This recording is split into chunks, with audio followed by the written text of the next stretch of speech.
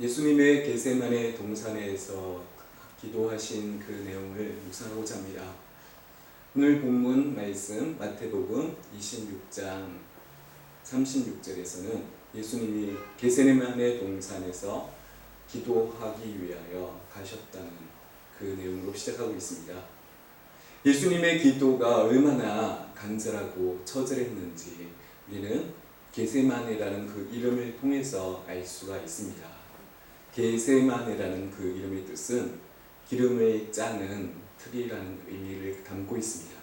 예수님은 이렇게 기름을 짜듯이 간절하게, 처절하게 하나님 아버지를 향하여 기도하셨습니다. 우리는 이 예수님의 겟세마네 기도를 통해서 교훈을 얻을 수 있습니다. 예수님의 기도가 얼마나 간절하고 처절했는지 38절 말씀을 보겠습니다. 38절 말씀에 보면 예수님이 내 마음이 매우 고민하여 죽게 되었으니 라고 말씀하십니다. 이 말씀을 직역하게 되면 나의 마음이 죽을 지경까지 슬픔에 빠졌다는 그런 말씀입니다. 이런 예수님의 그런 마음과 감정을 표현하는 것으로 인해서 어떤 이들에게는 이 내용 예수님의 그 마음의 표현이 이해되지 않고 이상하게 여겨질 수도 있습니다. 예수님께서 마치 주저하시는 것 같은, 그리고 두려움과 놀라움과 마음의 혼란스러움과 어지러움을, 그러한 갈등을 보이는 것 같은 그런 말씀으로 다가올 수도 있기 때문입니다. 그러나 우리가 알아야 할 것은 이렇게 예수님이 고민하시고 슬퍼하시며 또한 마음이 죽을 지경까지 슬픔에 빠지셨다는 것은 단지 채찍에 맞으시고 손과 발이 못 박히시고 십자가를 지시게 되실 그 육체적인 고통 때문에 오는 염려와 고민이 아니라는 것입니다.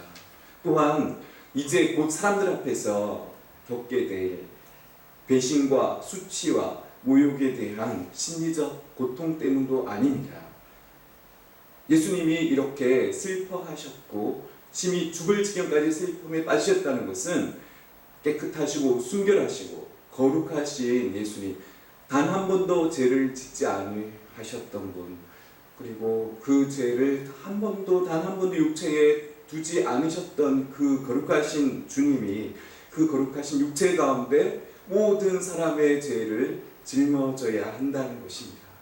또한 단 한 번도 분리되지 않았던, 나뉘거나 분리된 적이 없으신 성부 하나님으로부터 분리되고 버려져야 한다는 그 사실은 예수님으로 하여금 걷잡을 수 없는 슬픔에 빠지게 하였던 것입니다.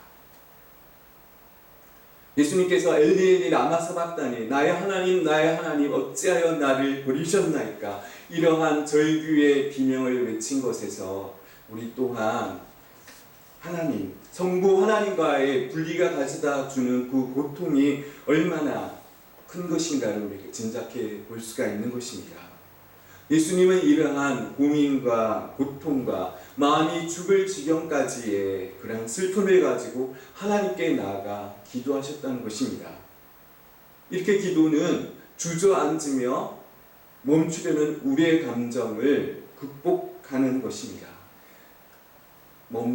우리 여기서 주저앉으려고 하는 우리의 감정을 극복하고 하나님의 뜻에 순종하는 그 의지의 결단, 하나님의 뜻에 순종하고자 하는 의지에 힘을 대주는 것이 바로 기도입니다.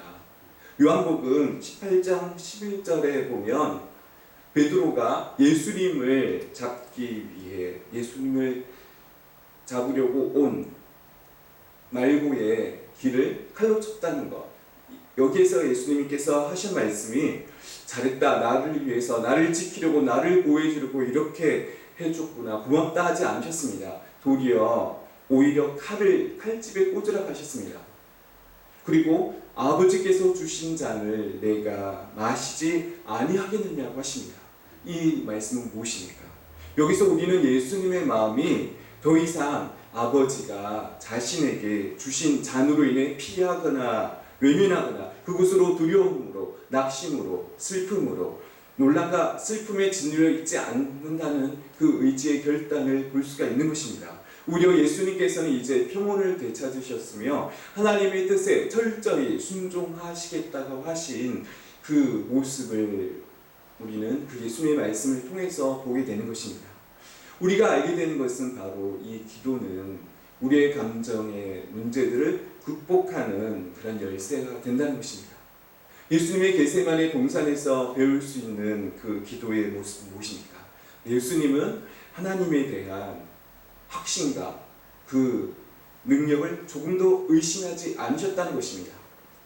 38절에 보면 예수님께서는 39절을 보시겠습니다. 39절에 내 아버지여 만일 할만하시거든 이 잔을 내게서 지나가게 하옵소서. 그러나 나의 온대로 마시옵고 아버지의 온대로 하옵소서. 만일 할만하시거든, 이 표현을 우리가 잘못 이해해서는 안 됩니다. 이 표현이 만일 할만하시거든, 이거는 할 수 있거든이란 대한 능력의 차원에서 지금 묻고 있는 것이 아닙니다. 예수님은 지금 하나님의 능력을 조금 더 의심하지 않고 있습니다. 그러면서 하나님 앞에 기도를 하십니다. 여기서 만일 할만하시거든이라는 이 표현은 십자가의 대소 그 이외의 다른 방법에 대한 그 질문을 던지는 그런 표현인 것입니다. 십자가의 대속의 죽음 외에 다른 그런 방법에 대한 물음인 것입니다. 그렇지만 우리가 다른 복음서를 보면 마가복음 14장 36절에서 예수님께 하나님 앞에 기도할 때 아버지께서는 모든 것이 가능하오니라고 말씀하고 있습니다. 즉 예수님께서는 성부 하나님 아버지에 대한 그런 능력을 조금 더 의심하지 않으셨다는 것입니다. 또한 누가복음 22장 42절을 보면 만일 아버지의 뜻이거든 이라고 표현하고 있습니다. 여기서는 바로 다른 방법, 다른 길을 허락해 달라는 기도인 것입니다. 우리가 이 겟세마네 동산에서의 기도를 통해서 계속해서 살펴보게 되면 이 예수님의 기도가 교정되고 바뀐다는 것을 알게 됩니다. 39절에서 만일 할만하시거든이라는 이 기도의 내용이 42절에서는 만일 내가 마시지 않고서는 이 잔이 내게서 지나갈 수 없거든 아버지의 은혜로 되기를 원하나이다. 이렇게 기도의 내용이 바뀌었다는 것입니다. 첫 번째 기도에서는 다른 방법을 요구하셨습니다. 그러나 두 번째에서 예수님께서 마셔야 하는 것이 유일한 길이라면 내가 수용하겠다는 그 기도를 드리고 있다는 것입니다. 이러한 기도의 내용의 변화는 바로 기도를 통해서 우리는 점차 하나님의 뜻 가운데로 들어갈 수 있다는 것을 실사해 줍니다. 이렇게 예수님께서도 하나님 아버지의 뜻 가운데로 들어갔다는 것. 예수님께서는 하나님이심에도 불구하고 예수님께서는 기도가 필요하시다는 것을 알고 그 기도의 필요성을 알고 기도하셨습니다.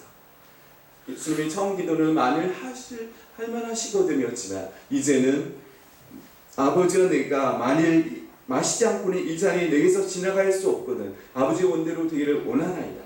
이렇게 예수님의 기도는 마음의 평정심이 그러한 무너지고 슬픔과 고민 가운데 기도하셨지만 이제 그 기도의 내용이 바뀌었다는 겁니다.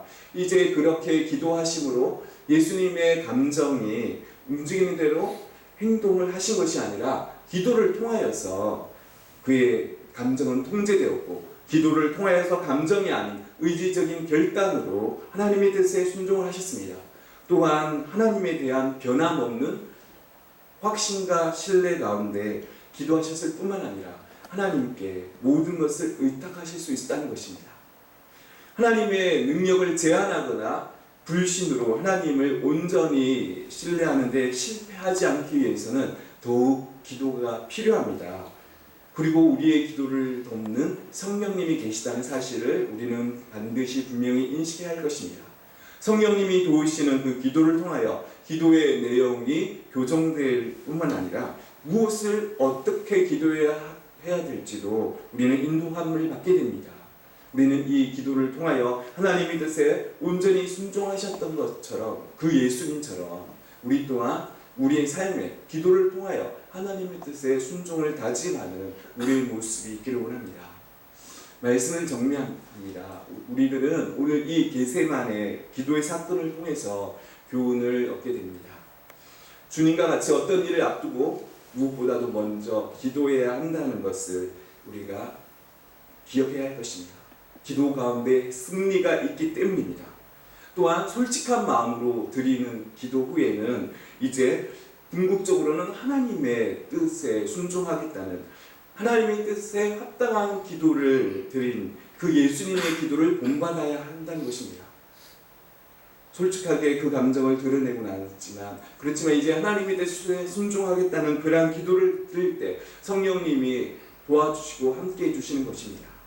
우리들의 기도가 바로 예수님께서 겟세마네 동산에서 하신 기도와 마찬가지로 우리의 궁극적으로는 우리의 기도가 하나님의 뜻에 대한 전적인 신뢰와 순종으로, 그래서 하나님의 뜻을 구하는 기도가 될 수 있기를 간절히 바랍니다.